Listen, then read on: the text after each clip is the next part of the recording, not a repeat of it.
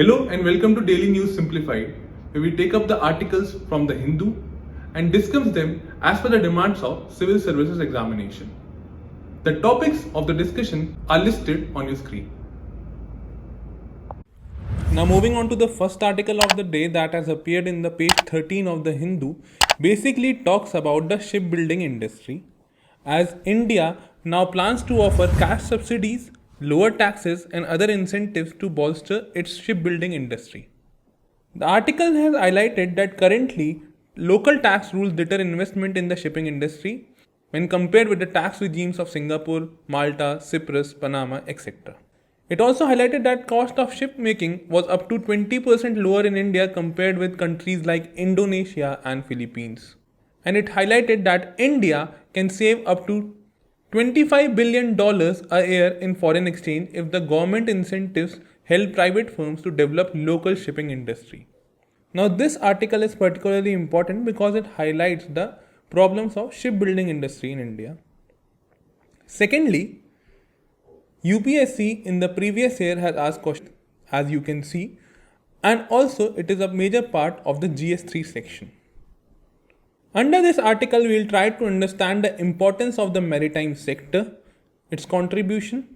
We'll also try to understand how shipbuilding industry acts as a catalyst for other industries.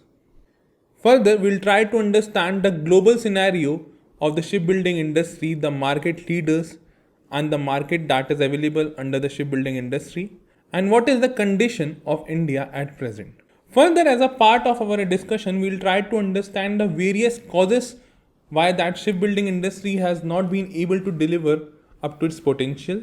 We'll see what is the opportunity that is present in the shipbuilding industry currently, why India is in a bright space, understand the government efforts that have been taken in this regard, and at last we'll also try to understand what is the way forward regarding the same, that is what procedures or steps needs to be taken by the government such that the shipbuilding industry contributes to its full potential towards the growth and development of the country.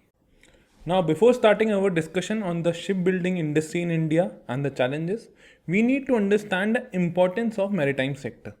Now, the importance of sector lies in the fact that 95% of India's trade by volume happens through the maritime route. 70% of the value is also generated through it, and India is also among the top 20 countries having large number of merchant fleets. Now this brings us to the importance of shipbuilding sector, which is a primary input for the maritime transport.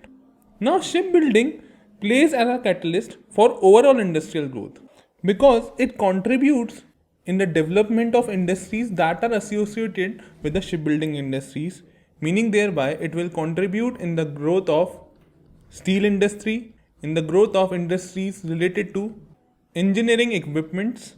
It will also lead to development of the ports, infrastructure associated with it, and give a total boost to trade and shipping scenario of the country.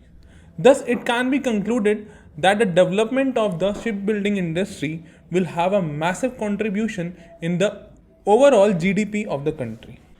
With this, we have observed what is the importance of the maritime sector and how shipbuilding will play a role as a catalyst for other industries also and contribute to the overall GDP. Now that we have seen the contribution of shipbuilding as a catalyst, we will try to analyze what is the current condition of shipbuilding in India and what is the global scenario. Now the global shipbuilding industry is approximately estimated at a valuation of $70 billion US, and which is primarily dominated by countries like China, South Korea and Japan currently. If we analyze the situation of India is grim. During the early 2000s, Indian shipbuilding industry produced over 3 lakh plus gross tonnage and was ranked among the top 10 in the world. But in the late 2000s, nearly about 2010 and 11, the global downturn in the shipbuilding industry happened, which has impacted the Indian shipyard industry also. And the Indian share in the global market has declined today to a level of less than 1%. India currently has 28 shipyards, 6 under central public sector, 2 under state governments, and 20 are placed under the private sector. But the situation does not end here.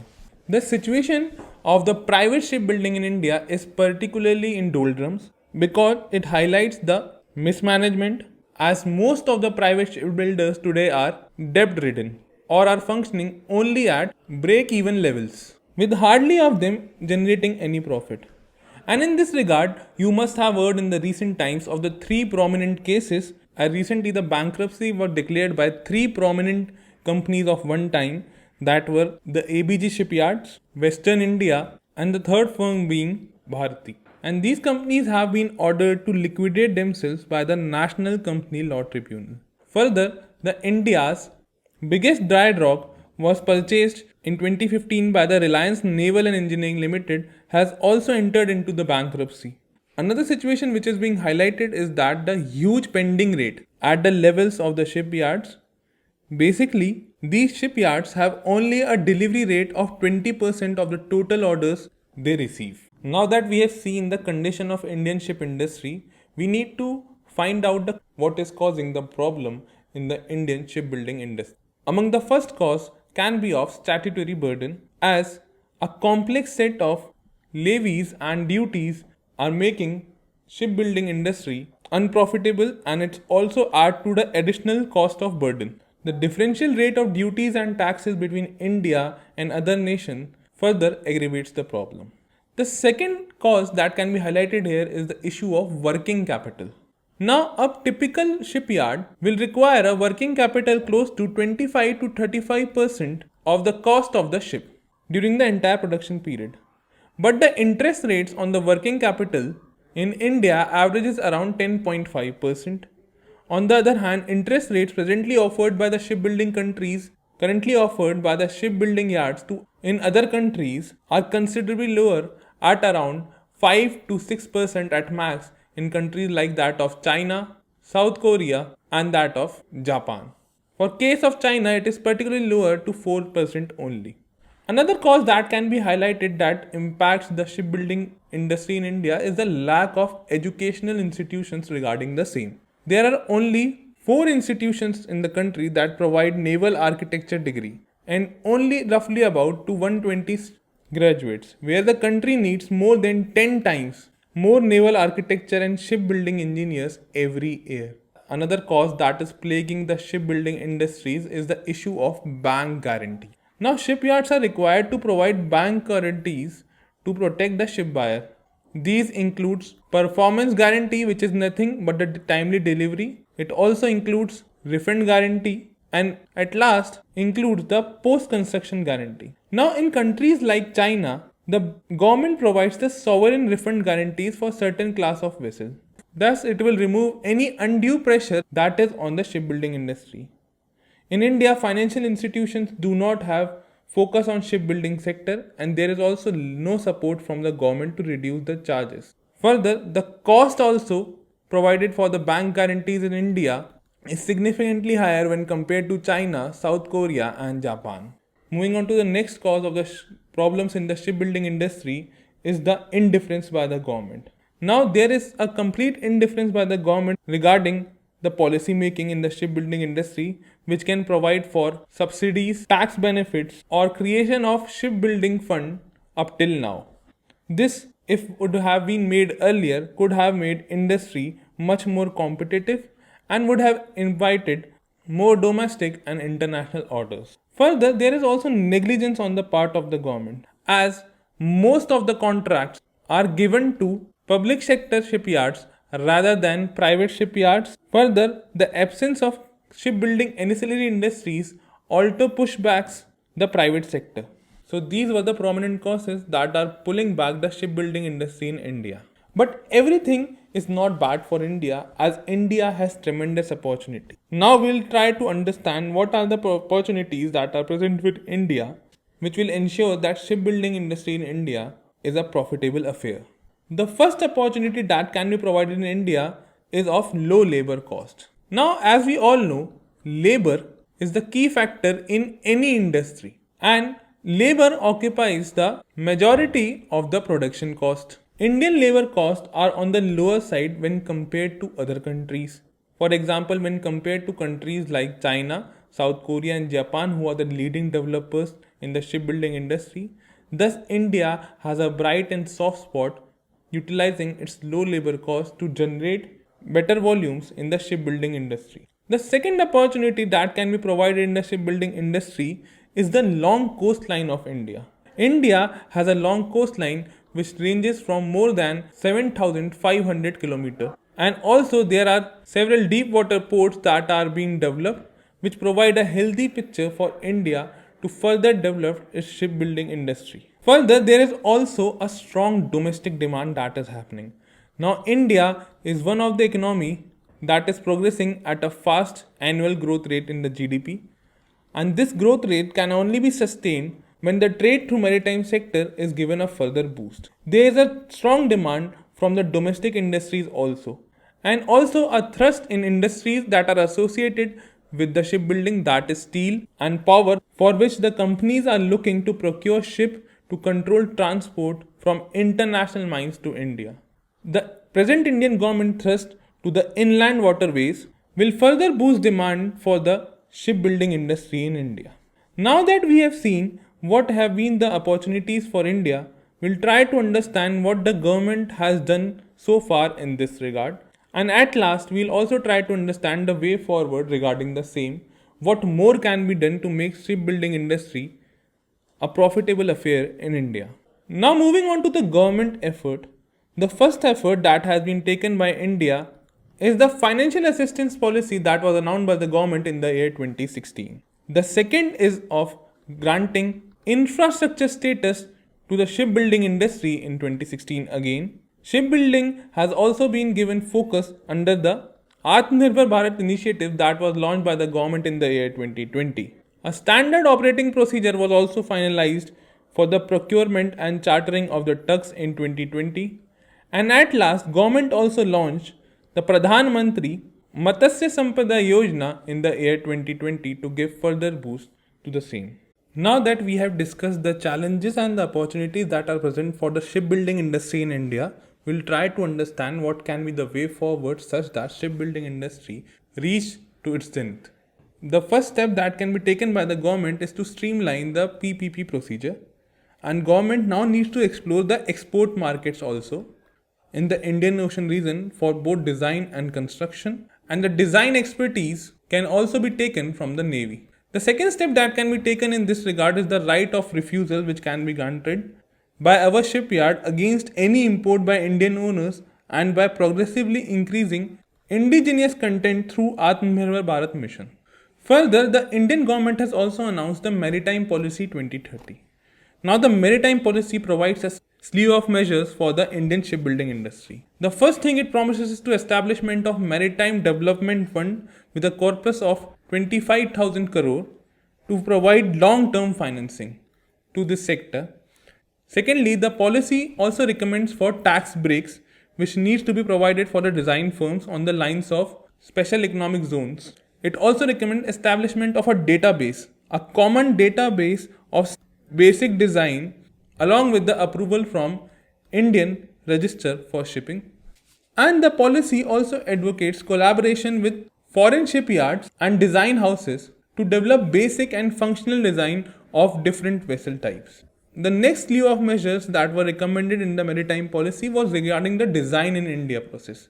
It designated the Design in India process and to give incentives which are based on employment that is generated, the percentage of annual manpower, the revenue earned from the shipyards and the ship design activities, and also providing income tax benefits and subsidies to the personnels that are employed in design firms. So these were the way forward that have been suggested under the maritime policy and also in general, which can be quoted as a way forward for the Indian shipbuilding industry to make it more profitable and contribute to the full extent in the GDP and ensure growth and employment for the people of India. Moving on to the next article of the day that has featured on page 8 of the Hindu basically talks about the safer roads for a greener and more sustainable environment. Now the article tries to highlight the impact of road safety and says that in addition to ensuring an easier, comfortable, and more secure commutation, safer roads also have a positive impact on the environment. The article highlights the stats that in 2021, India reported close to 4 lakh and 3,000 plus cases of road accident, each of which adversely impacted the environment in various ways and in different categories.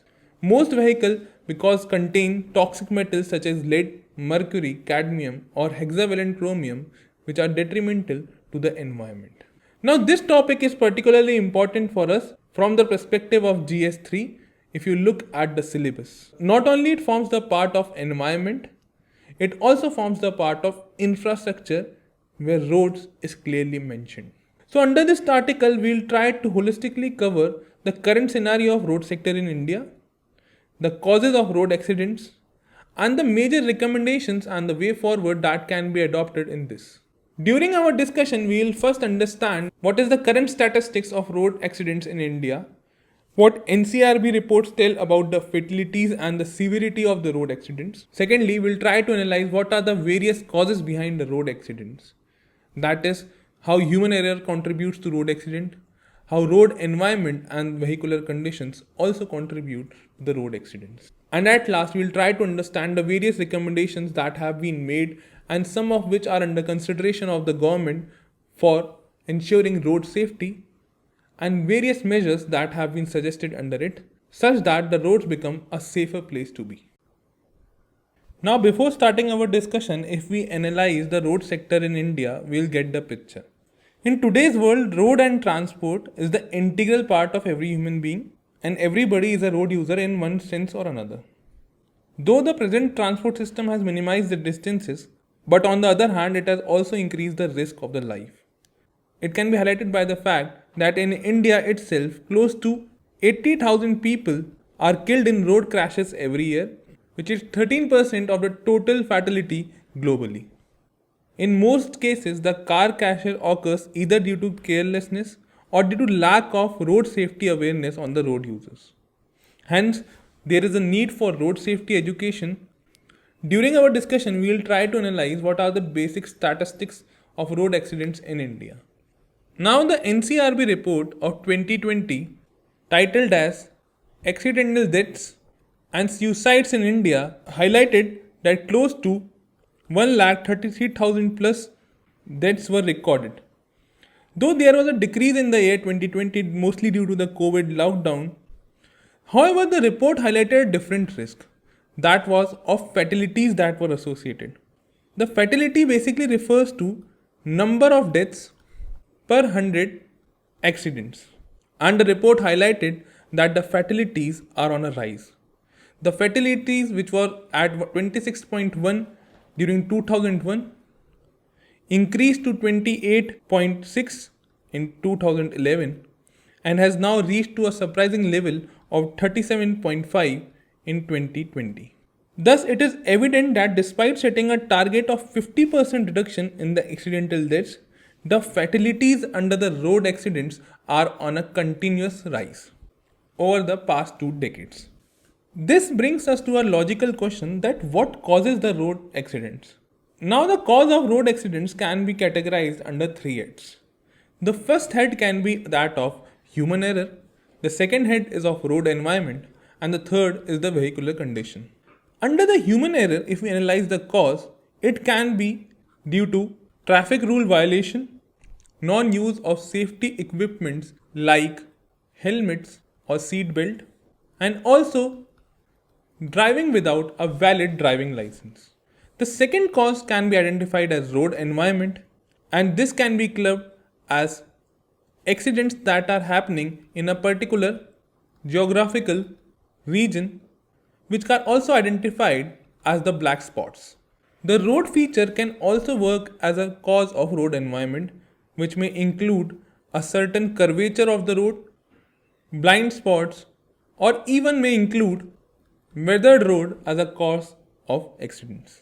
The third cause that can be highlighted under it is vehicular condition, and it can be a result of overloading, overage vehicle, vehicle malfunctioning, and lack of advanced safety features. So these are some of the prominent causes behind the road accidents which contributes to fatalities in turn. So this brings us to a point that what can be done in this regard to decrease the road accidents and on the recommendation for which government is already working on. Now the first recommendation to ensure road safety is the establishment of road safety and information database.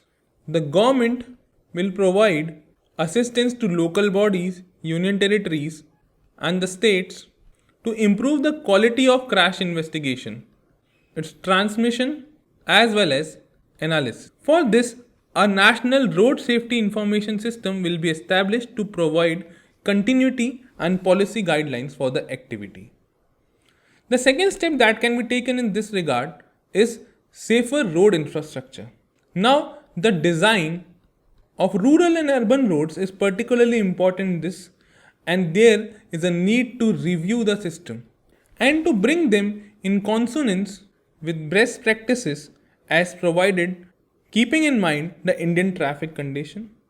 And there is also a need to adopt intelligent transport system under a national framework to establish safe and efficient transport system. Now the road safety is not only about making the road safer or about creating a database. It is also about creating safer vehicles and ensuring compliance. So the next step that can be taken for road safety is to make safer vehicles. Now government has been actively pushing in the recent time for safer vehicle, like the orders of wearing seat belts even at the rear seats and increasing the number of airbags that have been provided. Thus, steps are required to ensure that safety features are adopted at the stage of design, manufacture, usage, operation and maintenance. And these should be in line with the international standard and practices, and government need to ensure that no company make an exception for the global countries and that of India. The next step that can be taken in this regard is to ensure better compliance through safer drivers. Now government needs to strengthen the system of driving license and training to improve the competence and the capability of the drivers. Now when the road infrastructure is secured, vehicles are made safer and the drivers are ensured their compliance, there is also a need to ensure the safety of vulnerable road users. Now there is a need to take into the consideration the needs of non-motorized transports and the vulnerable and physically challenged in an appropriate manner. There is a need to establish national framework in this regard to ensure safe and efficient transport system for all. The next step that can be taken in this regard is with road traffic safety, education and training. There is a need to ensure road safety knowledge, generate awareness among the population through education and public campaigns. The road safety education needs to begin at the school level, those going to college, and the publicity campaign on the other hand need to propagate good road safety practices among the community. In the recent time, government has taken some steps regarding enforcement of safety laws and which involves strengthened penalty measures under the new amended Motor Vehicle Act. Now this new Motor Vehicle Amendment Act was not a way for the government to raise revenue, but rather to ensure compliance and discipline that are key essentials for the road safety. Now under the enforcement of safety laws, the new Motor Vehicle Act was passed.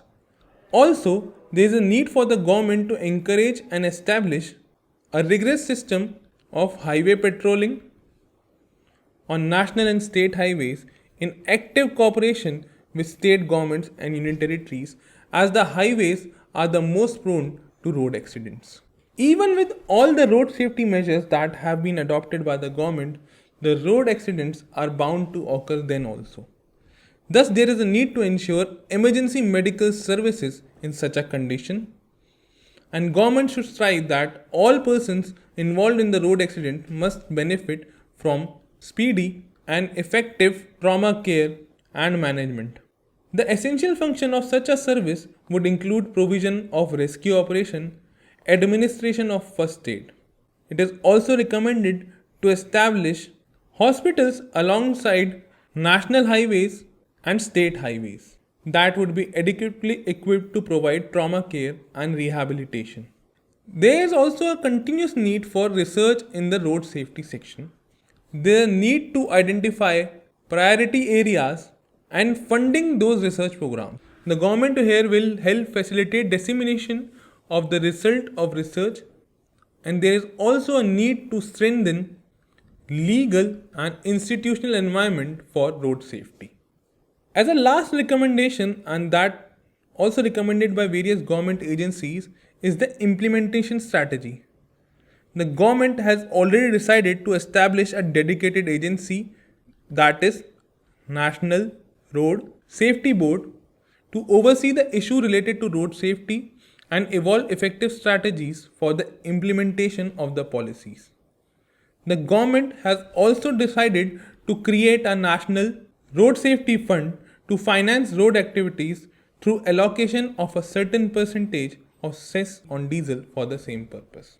With this, we have seen what are the recommendations that can be adopted to make road a safer place.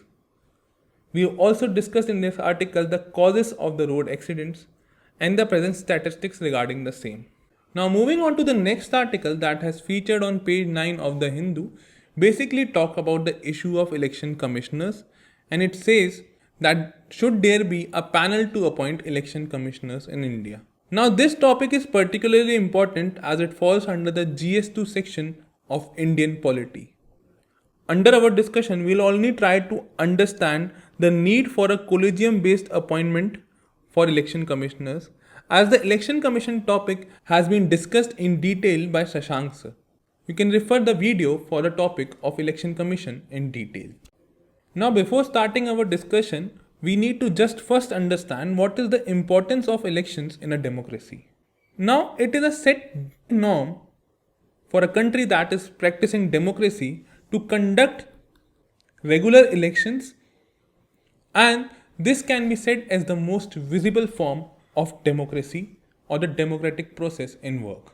Secondly, Indian Constitution under Article 324 gives power to the Election Commission for superintendence, direction, control of preparation of electoral rolls along with the conduct of elections for Parliament, State Legislature and for the office of President and Vice President. Further, the importance of democracy is highlighted by the fact that the Supreme Court has held that democracy is basically an inalienable basic feature of the Constitution of India and thus also forms the part of the basic structure. It is here the role of election commissions become very significant to conduct a free, fair and transparent elections in India, as it enhances the trust among the people and improves the quality of a democracy. Thus, in other words, we can say that it is the role of election commissions that makes India a vibrant democracy, and not only vibrant but also representative and responsible in a true sense.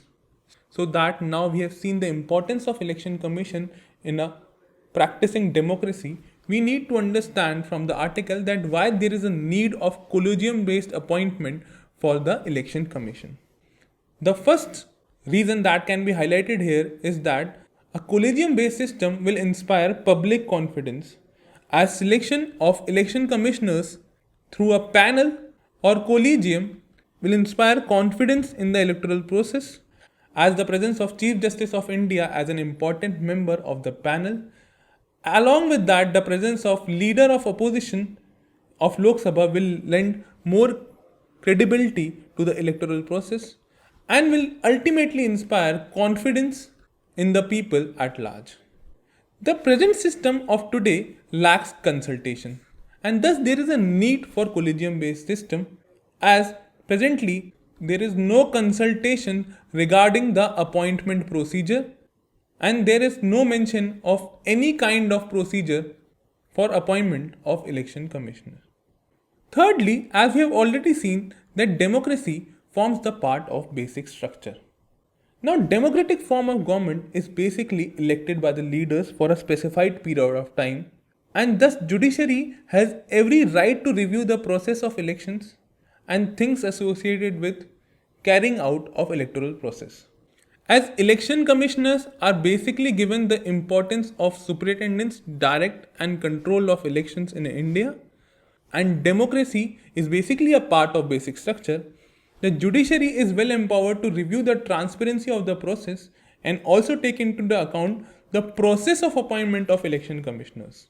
Further, judiciary in its various judgments have highlighted that lack of implementation of Article 324 Clause 2 is there, which stipulates mandates the Parliament to pass a legislation for the procedure of appointment of election commissioners. But this has not happened so far. Thus, it is a violation of constitutional mandate. Further, the Election Commission Conditions of Service of Election Commissioners and Transaction of Business Act 1991 states that Election Commission shall, as far responsible, take decision unanimously. This means that there must be concurrence of at least 2 election commissioners in decision making process. Under the same powers, the Supreme Court in the S.S. Dhanua case has observed that when an institution like Election Commission is entrusted with such important and critical functions and has been provided with constitutional powers for the same, it is necessary as well as desirable that the powers are not exercised by one individual only. Moving on to the next point, a collegium based system will allow greater tenure for Chief Election Commissioner and other election commissioners, because at present the appointments are done by central governments and it usually appoint officers that are very close to the retirement and do not have sufficient time. Though the Election Commission Act of 1991 provides that Chief Election Commissioner and Election Commissioner should hold the office for 6 years or 65 years of age, whichever is earlier. But due to appointment of officers who are very close to retirement, this procedure in turn gets somewhere violated. Further, there is also a need to provide constitutional protection to other election commissioners also, meaning thereby the constitutional protection that is available with Chief Election Commissioner shall be extended to other election commissioners also, particularly with regard to their removal, as the institution has now grown to a 3-member institution, and constitutional protection should thus be extended to all the 3 members of the election commission. Further, at last, we can also highlight that various committee, that is Goswami Committee, Law Commission, a National Committee for the Review and Working of Constitution, has also highlighted that the political party in power should not have the control over the appointment of Election Commission of India, and there should be a consultative process regarding the same. Thus, we have now seen why there is a need for collegium system, and also we have also studied about the importance of elections in a democratic country. Now moving on to the last article of the day, basically talks about the GST revenue collection. Now the article is in news because India's gross GST revenues had now hit a 3-month low in the month of November. Though the revenue in November 2022 is 11% higher when compared to an year ago. It further highlights that states' GST collections stand at a value of 32,651 crore, and states like Gujarat, Rajasthan and Kerala are the states with recorded contraction in revenues, while the states like Arunachal Pradesh, Manipur and Bihar demonstrated healthy growth. Now this topic is particularly important as it falls under the GS3 syllabus under Indian economy, and UPSC has previously asked questions related to GST directly in the previous year. Now, under this article, we will try to understand what are the salient features of the GST, what are the challenges at present in the GST, and at last, we will also try to discuss in brief what can be the way forward for the same. Now, GST is a path-breaking legislation that is moved forward to achieve the ideals of Ek Bharat, Shresth Bharat. Now, GST legislation was introduced by the 101st Constitutional Amendment Act 2016 and it came into force on 1st July 2017.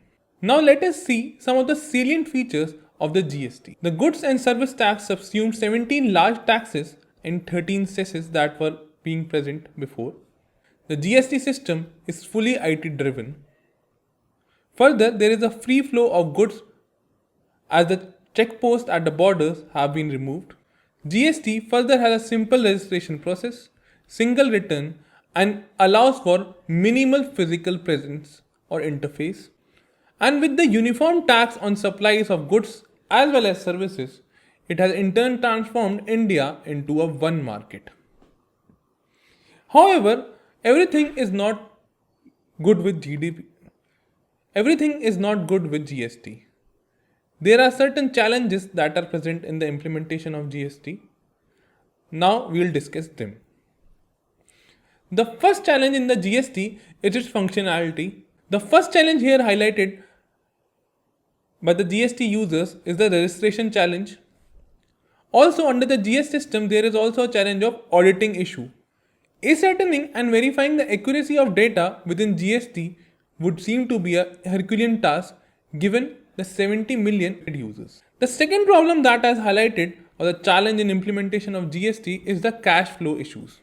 In the situation where there is non-payment of taxes by the supplier, the buyer will end up having to pay for not only her share of tax but also for the supplier's share of tax under the proposed tax code.